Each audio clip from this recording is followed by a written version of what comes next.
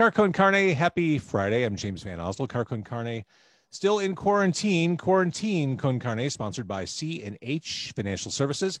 C&H offers a variety of products ranging from traditional merchant accounts to a zero-cost payment processing solution, which eliminates expenses tied to accepting credit cards. C&H also offers cost-effective commercial lending programs, which can help you get your business the money it needs to make it through these unprecedented times.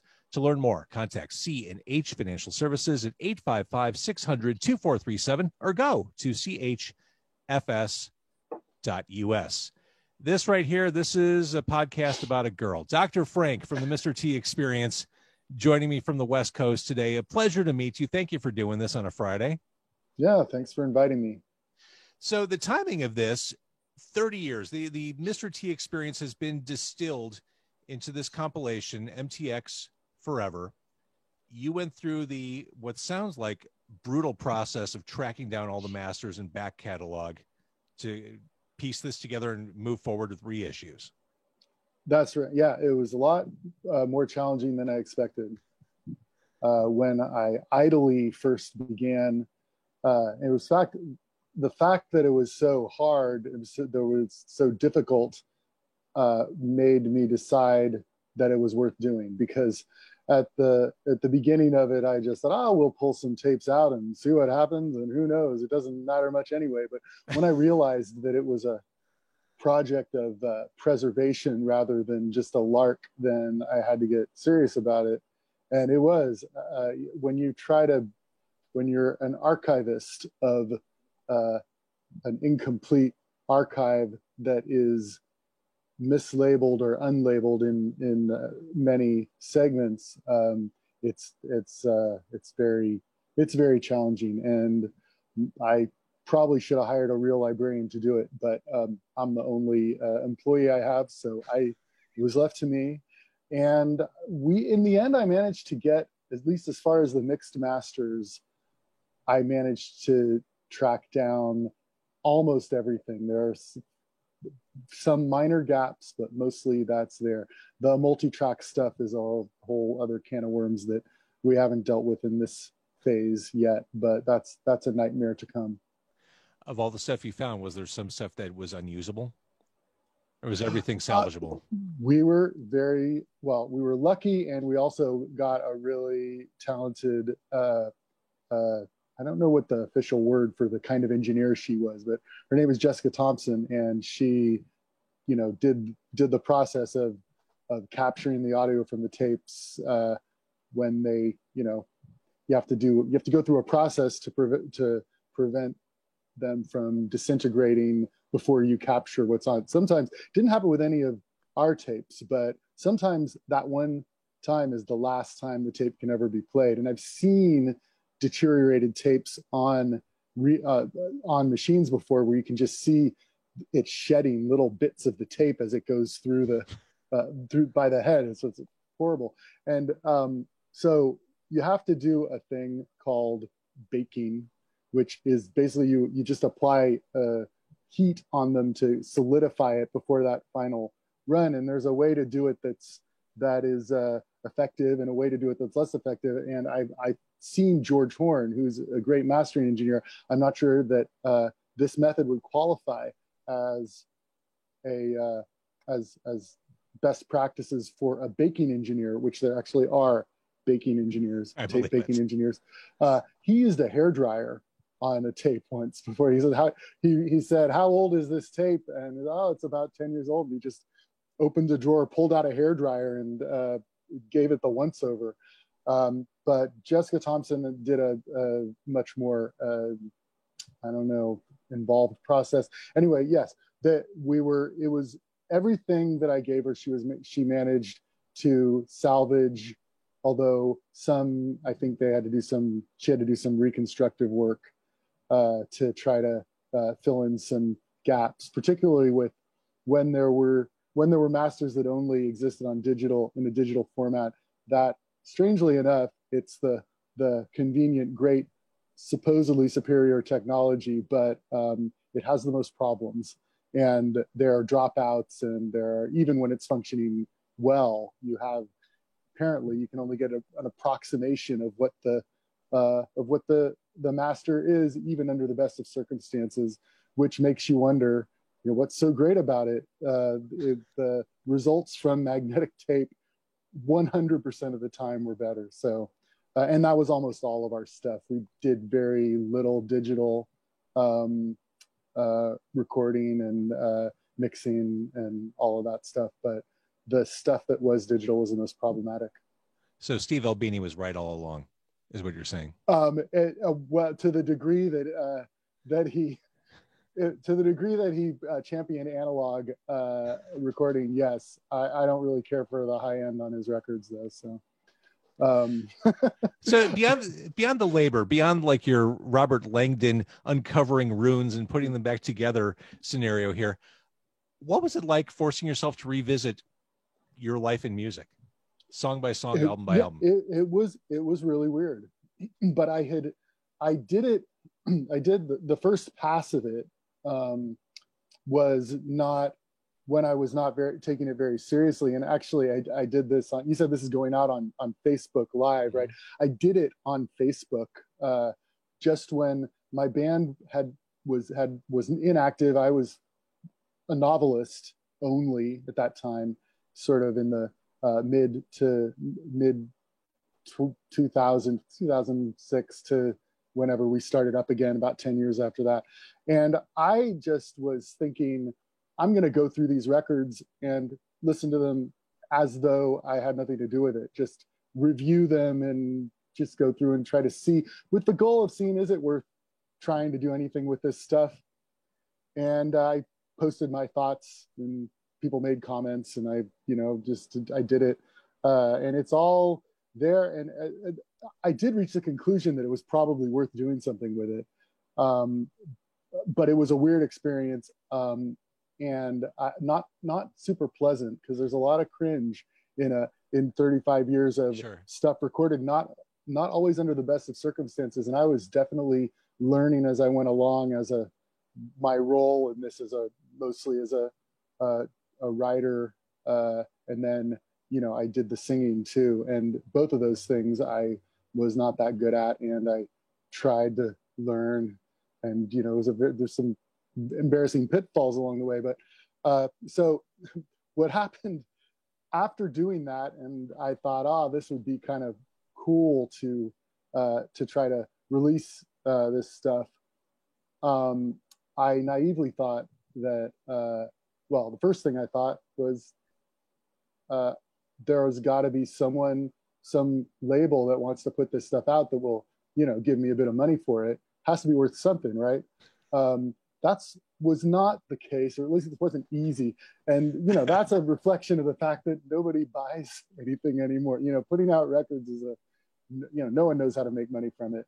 And also my standards were very exacting. I could have done it cheaply, where you just take you get a CD and you do a cheap and dirty lacquer cut from it for a vinyl record, and then you put it up on the internet. And I didn't want to do that.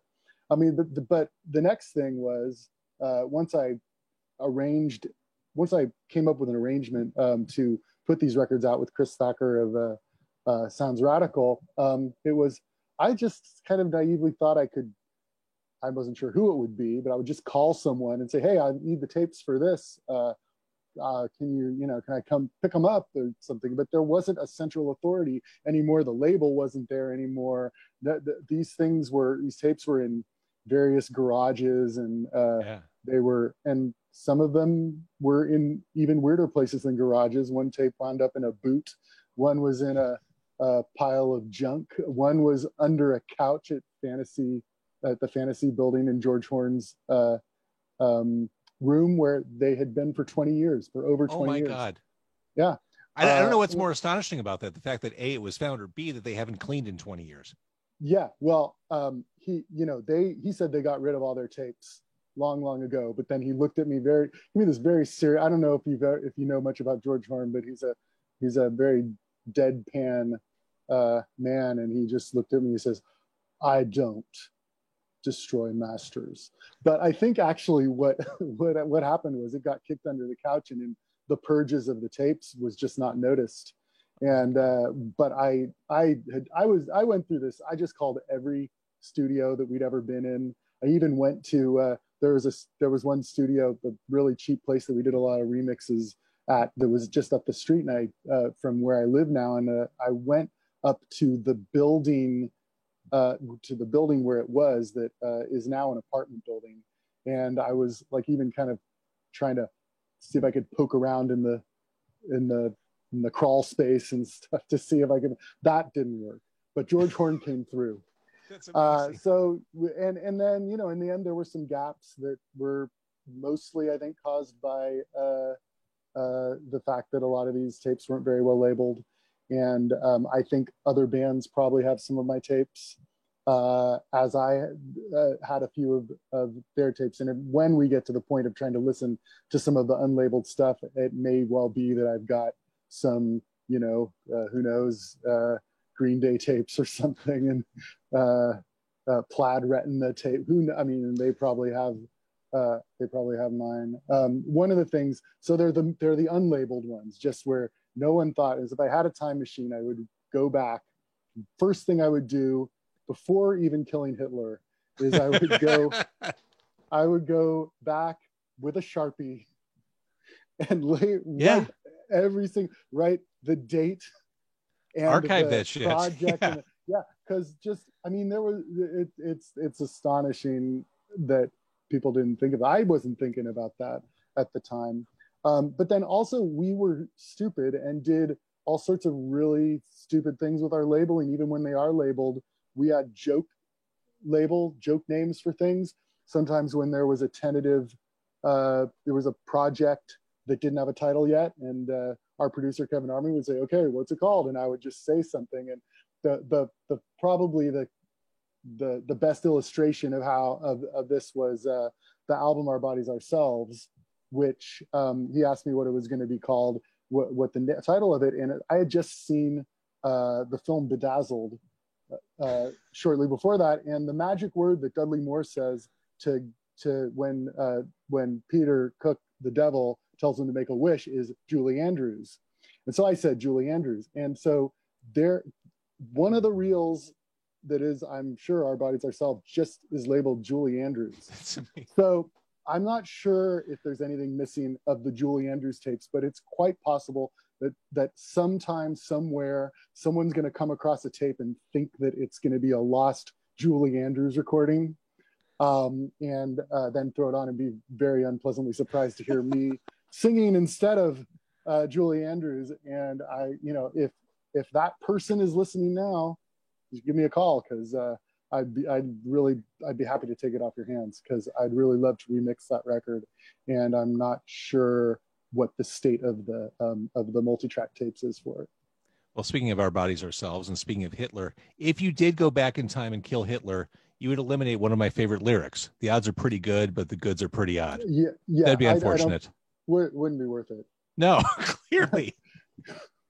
I'd have to kill somebody else. I don't know. I don't have a beyond the Sharpie plan. I don't really have my full time machine strategy worked out. Fair. So in putting together, again, we're talking to Dr. Frank of the Mr. T Experience. In putting together this compilation, MTX Forever, you could have, as some artists do, done it chronologically. You could have kicked off with something like Danny Partridge and just kind of gone through the years. I really like the balance of songs and eras, the way it's kind of threaded through here. So it jumps around. That's good to hear. I considered all the different possible ways of doing it, including some ideas. Like I thought, oh, maybe I'll do themed sides, or I just had also all bets were off. But I wanted to be something that could be listened to, that could suggest and sort of get across all the different eras and all the different the sort of a broad picture of the history, but also be listenable straight through as an album. And that's quite challenging, given all of the parameters and all the things that you need to follow. And I had some rules. There had to be at least one song from each from each major release, each album essentially. And vinyl, which is the main, we're using that as the, everything. The vinyl is the main thing, and then all the other, the digital format and the CDs and everything just is sort of derived from that. And vinyl imposes some parameters that you have to take into account. So it was an interesting thing, and we also solicited audience people to submit their lists, and we kind of tallied those and took those into account of the people's most prized songs or what they would like to see on a record like this. But the main point of it was just as because we're intending, if we live long enough, to reissue in kind of very special, hopefully very beautiful editions of the entire catalog. And this compilation idea was a way to see what would happen with all of these various tapes if we mastered them in 2019, 2020, and press them into vinyl now, and to see what would happen and what we were working with. And the results were, exceeded my expectations. We had Justin Perkins did the mastering, and it was just really broad. The new version, there are sounds on it that I wasn't aware were there, which is really kind of cool. I mean, there's a lot of it was a kind of revelatory in some ways. But so that was the experiment, and then after that, the idea is to move on to the other records. And the first of these has just come out, which is the Mr. T Experience and the Women Who Love Them, which was originally just a CD EP. So we could format these called CD5 because it was supposed to have 5 songs on it. It had 7 on it, and then there was an 8th that was an unlisted track on the B-side of the 7-inch version. So this is the first proper release of it, really proper meaning, vinyl. And, it was very carefully reconstructed and carefully mastered. That's the one, if I'm not mistaken, that's the DAT, the master of that. The only mix that survived was the one that I can't believe the DAT survived.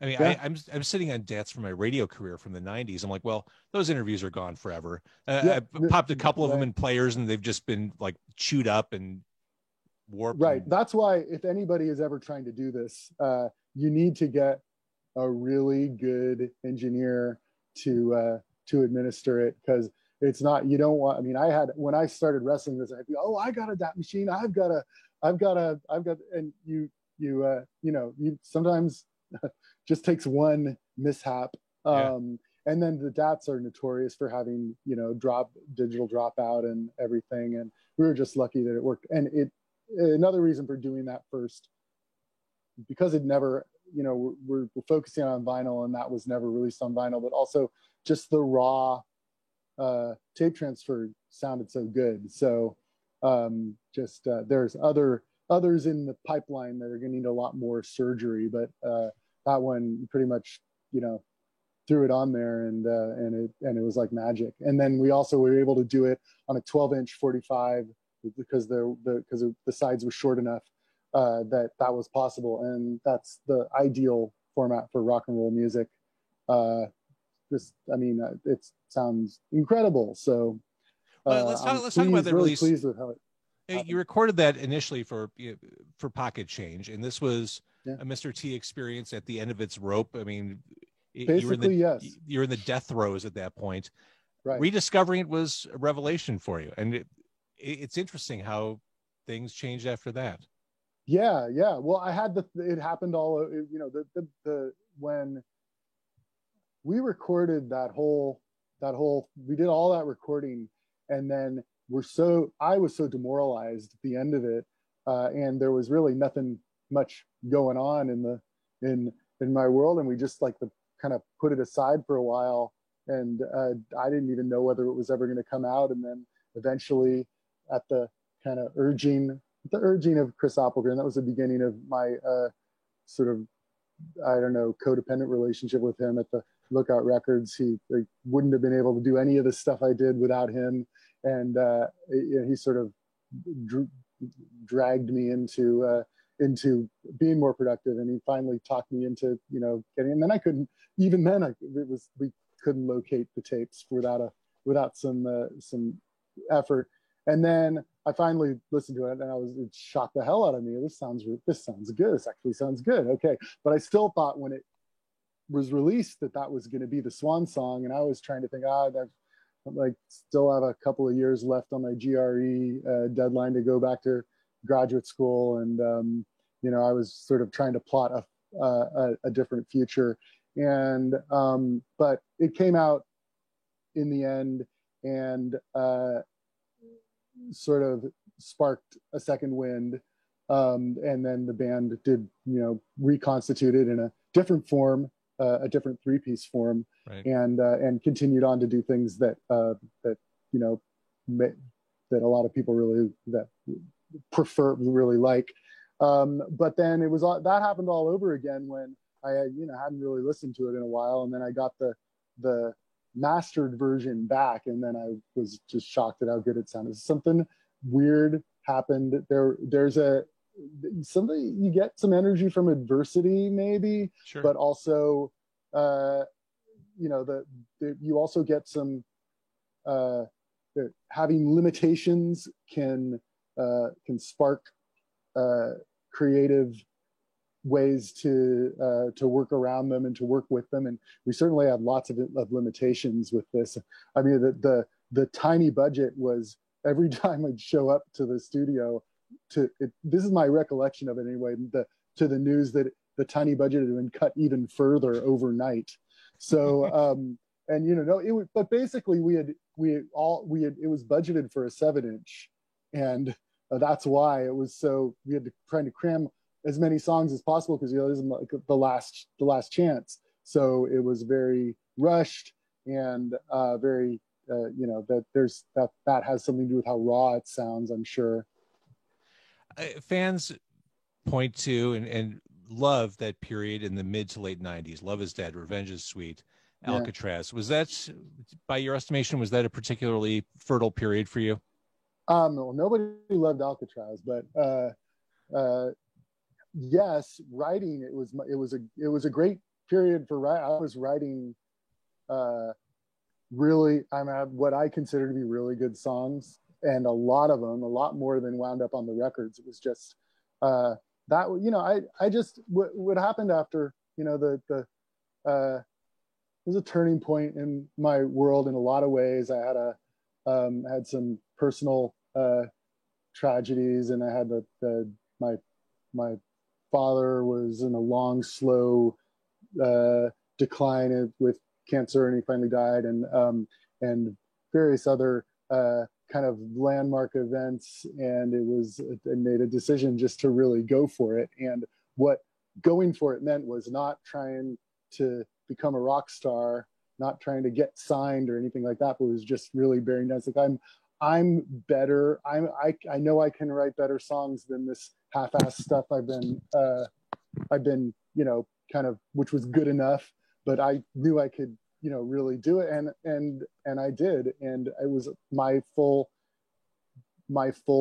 job was writing songs and doing these tours, and it was, so that was what was good about it. What was not so great about it was that it was, in a way, those records I consider them to be a victim of their own success, and we're talking modest success, not the kind of success that lets you buy a house, but the kind of success that lets you recoup your modest recording budget. But, you know, there was just pressure from all sides to do a very conservative approach to giving the people what they wanted. And people like this thing that sounds that, so that everything must sound like that. That it can be very successful as a successful strategy for Fat Records. I just always recoiled from it, and I was not happy doing records that, even though I know that's why people like them, I was not happy doing records where all the songs sounded the same. And in the end, that's why I smashed. Basically, there was the Lookout Records plus Mr. T Experience machine that got really good at producing these generic pop punk songs that were very well written, but you couldn't always tell what was special about it. So I smashed up the machine and, you know, built things up from the ground up. And then that was the album that everyone hated, which was Alcatraz. So it's a tale as old as time. Everyone didn't hate it. I wrote a book about rock and roll is still like a signature song for you. Yeah, no, people like that song. I mean, people like it now, but at the time, you know, I always had the goal of trying to throw people for a loop. I thought that was the way to do it, and I always liked it when you know, when artists I like would do that. But no, I don't feel like I didn't have enough purchase on the benefit of the doubt to sway most of the people who were fans who, you know, just really wanted the previous couple of albums ad nauseum, and which I get and would have been fine, but I just didn't want to do that. And so that's, you know, people are kinder to it now, but everyone was disappointed. Fair. And then this was sort of, you know, leading into although no one realized it at the time, there was the eve of destruction for the record business.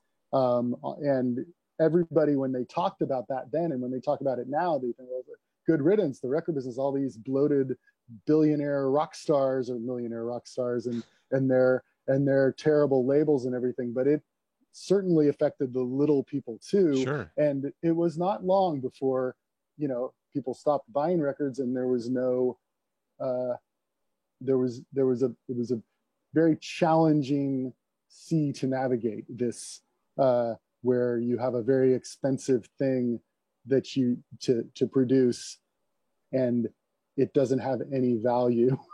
It has value in people's head, but nobody wants to pay dollars for it. So where do the dollars come to produce it? That was this question mark that just kind of was there for 15 years. And I don't know, you know, just do it and hope for the best. It's like, it's free advertising, right? Free advertising for what? Well, hats, pogs, you know, it was a strange thing. So yeah, that commercially doing a couple more Revengeance suites probably would have been a much better idea. But I think I would have driven myself. It would have driven me mad. So instead, they had Alcatraz and a solo album, which was mostly the overflow songs from Revengeance suite that, for one reason or another, what I wasn't able to make happen. I mean, you know, the original conception of that could have been a double album, and it would have been it would have been very strong compositionally. I think it probably wouldn't have been liked very much. So, you know, it's good. It's the way it happened is how it happened, but exactly. That is how it happened. And not to belabor the issues or circumstances of the past, but really, ba ba ba ba ba, that should have been a big radio song. That should have been ubiquitous. I agree. And we tried as hard as we could. You know, we tried to make it work. We made a video. We tried to get MTV to play it. They played it twice on their specialty show, which was once more than was promised. So that was good. 2 times. A lot of people discovered the band that way. Yeah. I remember, you know, the time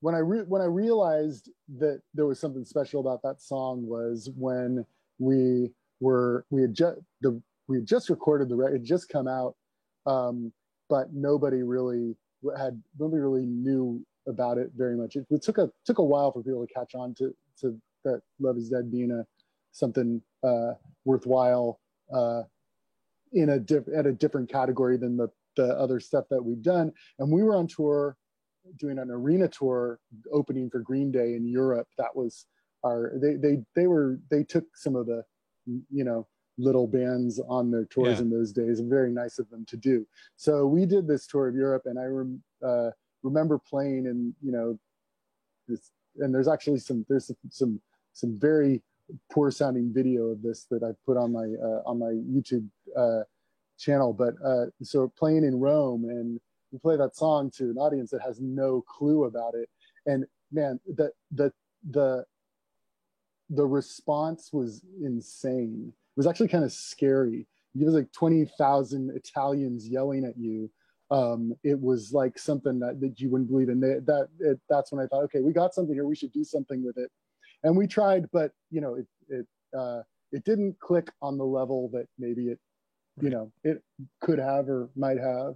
But a lot of people really like it, and it was great to be able to remaster. We did a slightly different mix that I found on a tape. That was one of the fun things about this project. There were these mix reels that had, it'd be like, I don't know, 12 different mixes of the tracks with various things. So we used one that had louder guitars, so that was satisfying to me. And it's impossible forever. It's impossible for anyone to say the name of that song deadpan. you have to sing that title. Well, when you say I've been saying it. The original name of that song was "It's the Little Things" or "The Little Things," and what I was informed that there was another band that had a song called that was a hit, and I don't remember what band it was. Some 90s alternative rock band. So that'd be Bush. Yeah. Oh, okay, yeah, that was it, Bush, right? Mm-hmm. So they have got a song, and so not that it would have mattered at all, but I was exciting. When we played it live, I used to say, I would announce it that way, as that's the joke. This song is called Ba Ba Ba Ba Ba Ba, ba ba ba ba ba, and it did get a laugh. And so then by the time when it came time to record it, that's just what we called it. That's awesome. I've been told by people that I consider the lyrics of that song to be pretty good, but I've been told I've talked to people who said they think that the chorus is stupid because it doesn't have, it's just, but I think it gets across all it needs to get across. And absolutely. And it's one of the songs, for anyone who's just joining us, it's one of the many songs on MTX Forever, this fantastic retrospective. It's on vinyl. All these songs have been painstakingly recovered and remastered. I guess that leads into the next question. And it's weird because we're in this awful dystopian pandemic time. But what's the future of Mr. T Experience? Where do you go from here besides remastering all the other stuff? Well, we started through an unexpected set of circumstances having to do with my third novel, when I wanted to do some extra thing to promote it, and so I assembled. We've been completely inactive for since 2004, basically, when the final Lookout Records MTX record came out, Yesterday Rules, so this was just in 2014 when I had a theme song for the book King Dork Approximately, and so we reconstituted the band to record that, and then it was just one of those moments where I had just meant it to be the one off recording, but it was that thing where you kind of look up at each other and say, hey, this is a band, let's do more stuff. And so then we did, and we recorded a whole album eventually, King Dork Approximately, the album, which was our most recent thing that we put out, that was a soundtrack to the book, essentially, to the two King Dork books. And we've been, in that period, we've been doing quite a few shows, a handful of shows every year. I fully intended to keep doing that before the COVID thing hit. We were talking before, we had something we were trying to set up in Chicago for March. And then that, rug was pulled out from under us like everything else.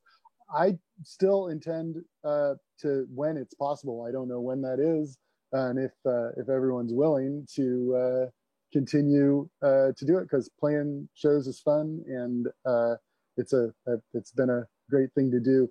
And I've got a lot of songs that I intend to do another album. If it's a little bit of a challenging or daunting prospect to how you make that happen, how you generate the budget for that sort of thing. Right. I would want to, I don't want to do like a half-assed recording. I mean, that there was a time when, as you can hear, I used to do that all the time, but I don't want to do that. So I'd rather not do it if it's not going to be, it's not going to be real. But that means, I don't really think like I'm a very, I know a lot of people do crowdfunding and they go, oh, you can, for a $10,000 donation, there's the t-shirt that I wore in the recording of 1992's Book of Revelation. I mean, I don't see myself in that role. So I'm not sure. Maybe there's a version of that could work, or maybe, just maybe we'll figure something out. The future's unwritten, and maybe something will come of it. I've got some pretty good songs, what I think are some pretty good songs, and I have, whenever we get a chance to do it, I have it all mapped out, basically side A and side B of this potential thing. So hopefully it happens. You mentioned your books. It feels like we've heard for a while now that King Dork was going to be a movie. Is that still? It's been through so many different versions of setup and optioning and production, and I think for there's this term development hell that is basically most projects in Hollywood are in that category. I don't even know where it is, what circle of hell the King Dork project is right now. I learned pretty quickly not to count on anything, although it came very close to being made, not once but twice. There was just things fell through at the last possible second in either case. I mean, there was even one of them, there was even a shooting schedule and stuff. I went to bed one night thinking, hey, this is great. I'm going to be rich and famous and I won't have to, worry about paying the rent for a little bit. And I was like sort of rubbing my hands together in anticipation. And then the next, I just woke up and there's a message saying, oh yeah, it's not happening. So you can't count on anything. I wouldn't be surprised if I never hear anything about it again. I also wouldn't be surprised if I got a call tomorrow saying, we're moving ahead and here's a big bag of money. I would be surprised, I'll admit, but it is within the realm of the things that happen in the crazy Hollywood world, but I don't have any specific information about it. Well, I would hope, one, that yes, it does get made, and two, that you do get those big bags of money and that they look like those big cartoon bags with the dollar sign on them, just like bulging at the seams with coins and that would bills. Be really cool. Yeah, I would like to be paid in gold coins. I think that would be really, really cool. I don't know. That wasn't in any of my option contracts, though. Weird. All right. Yeah. So to summarize, you have been working on this. We can enjoy this on vinyl, which is, I love, you probably see records behind me. Yeah. I love just the immersion factor of listening to records. Like no one gets up mid-side. You're in it. When you put a record on, you are locked into that artist's vision for at least 20 minutes at a time. I love it. I love having it. I love holding it. I love playing vinyl. I love that you did this. MTX Forever is the decades spanning retrospective of the Mr. T experience. You also just recently re-released the Mr. T experience and the Women Who Love Them, and more reissues, re-releases, remasters to come. I'm in Chicago. We love you here in Chicago. Yeah, it's always been it's been our best city for many, many years now.